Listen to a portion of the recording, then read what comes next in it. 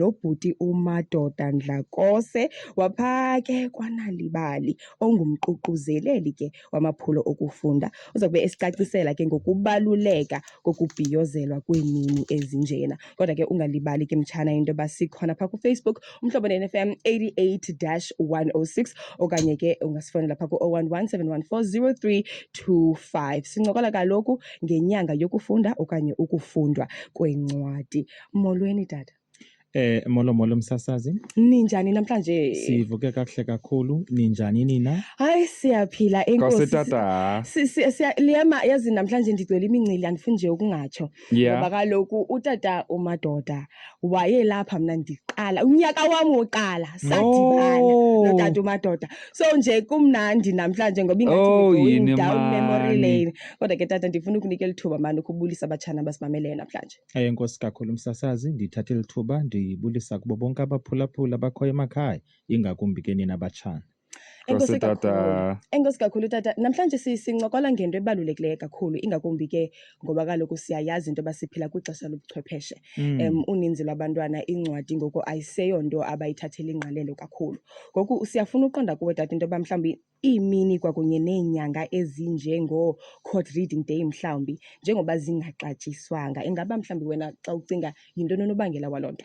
Enkosi kakhulu msasazi ngalo mbuzo. Qaba ndingatyanga xesha lakho. Ndingatsho into yokuba inkoliso yabantu balapha eMzantsi Afrika abazingeneleli izinto ezilolu hlobo. Amaphula anjengala abawaxabisanga ncam. Izizathu ke ziliqela kodwa ukuthi qaba ngezimbalwa torhwana zube bengenalo ulwazi into yokuba kukho into enjena.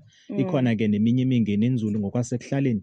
Kangoba uba ndingabalula okanye ndicaphule phaa kwi-National Reading Barometer uphando ebelelenziwa ngo-2023 kwavela isibakala sokuba kuphela ngumyinge we-32 ekhulwini kubantu abadala abasoloko befunda iincwadi. Enoba ziincwadi esikwazi into yokuba siziphathe ngezandla okanye mhlawumbi zifumaneka kubuxhakaxhaka. Ndiyabona uba kukhona kwanto okungahambi kakuhle kwezinto nokungakhuthazwa kokuba kubekho ukufunda, ingakumbi le nto yokuba kuthiwe umntu ufundele ukuzonwabisa. Njengoba ubutshilo kwintshayelelo yakho uthetha ngee-textbook, abantu abaninzi batyhala ngasemva bafundani nizopasa, hayi into yokuba fundani nizokonwaba. Alright, enkosi kakhulu ke tata. Sincokola ngaloo nto kaloku mtshana ungalibali into yoba benditshilo ndathi sikhona phaa kuFacebook umhlobo ne-FM 88-106 sihleli naye ke apha estudio ke phofu umnumzana kaloku uMadoda Dlakose ngumququzeleli wamaphulo okufunda phayana ke kwaNalibali. Kodwa okwangoku ndiyafuna sikhe sibaleke entengisweni ke mtshana. Xa sesibuya entengisweni sisayiqhuba kaloku le ncoko yethu imnandi kangaka. Mawethu, iMaggie ingakusa ngqo kwi-500,000 rand engamabhaso. Ungazibambela i-300,000 rand ecash, i-150,000 rand ngee-voucher zegrocery, ne-50,000 rand ye-airtime kunye nedatha oyiwinayo ngoko nangoko. Yiya evenkileni uthenge iimveliso ezimbini zeMaggie, uthumele ngeWhatsApp kwinombolo oza kuyifumana kumakhasi ethu onxibelelwano, uzibeke ethubeni lokuphumelela.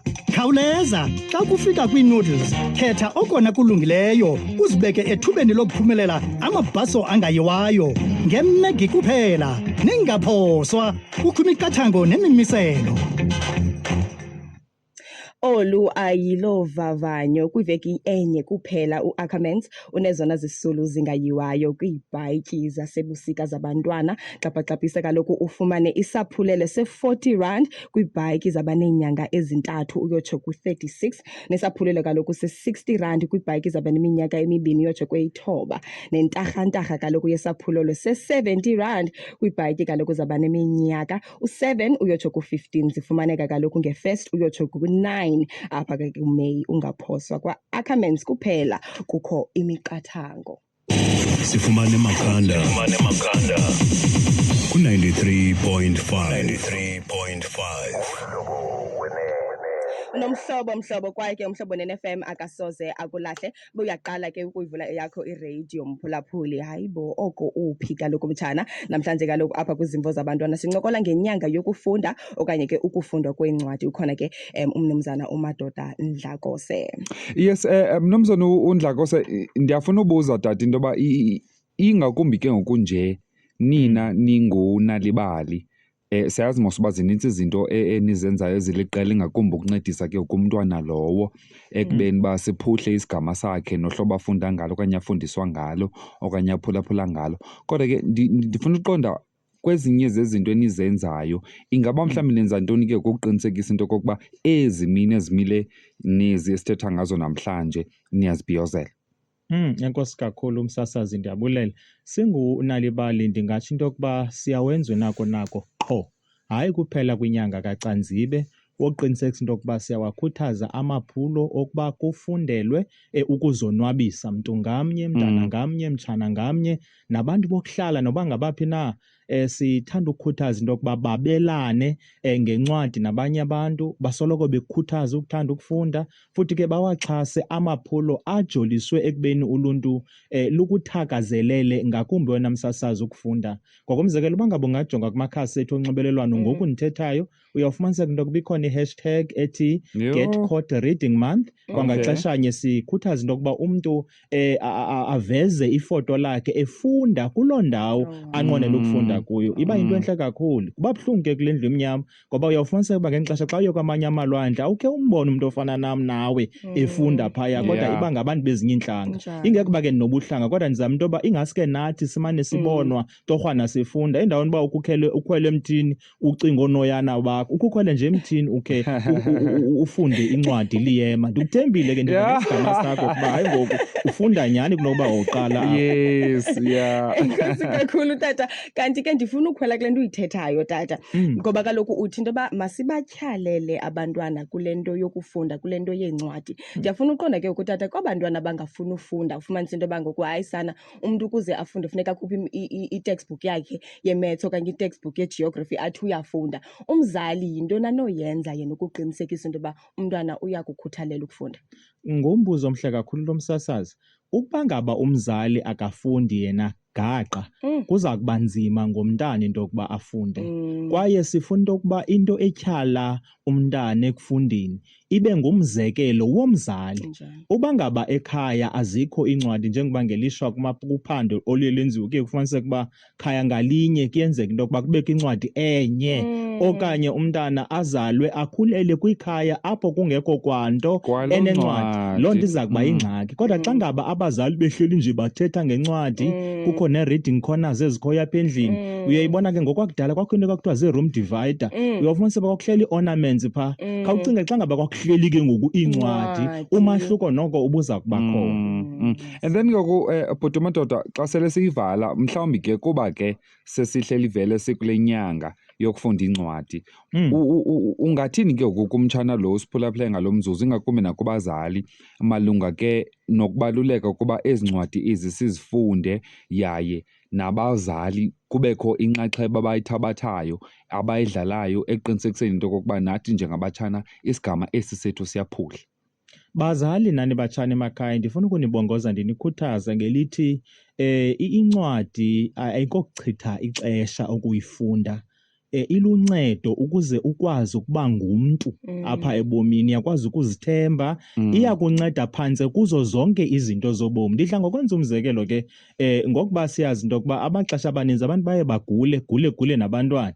Xa ngaba ugqirha ekunike ipilisi kuye kubhalwe phaa into yoba usela kanga kusasa, yonke le nto ibhaliwe. Ngamanye amazwi uba ngaba andikuvuyeli ukufunda, nezo pilisi ndawuvele ndizisele xa zizonke ibe ngathi ndifuna uzigqithisa amafu. Uyayibona loo nto? So kubaluleke kakhulu into yokuba sikukhuthalele ukufunda.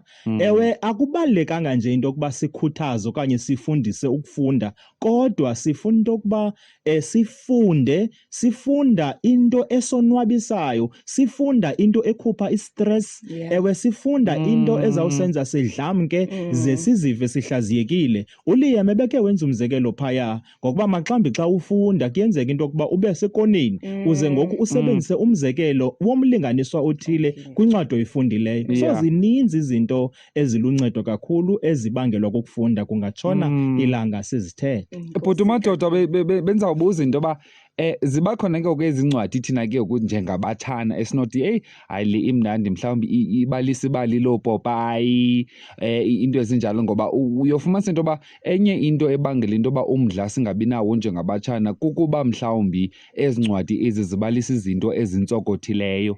So thina ke kunjengabatshana zikhona mhlawumbi izincwadi esinozifumana apho kuzawuthetha into yoba hayi umtshana wahamba waya uyothenga ilekese ezopopayi. Nantsoko ndikuva kakuhle kakhulu. Yeah. Singunalibali sinalaa nto kuthiwa the Nalibali supplement. Ihleli nje nyanga nganye iyakhutshwa kwaye isoloko inamabali amabini. Sidla ngokukhuthazeka abatshana into yokuba basebenzise izikhaftini ezi-ice cream okanye mhlawumbi iibhoksi xa begqitya ukuthengela izihlangu basike la mabali ngokuzenzekelayo. Ufumaniseke ukuba xa kuphela umnyaka umntana uneencwadi eziyi-24 ezilungele kanye nomngqusho nabatshana. Okay. So singatsho into yokuba ziliqela kakhulu.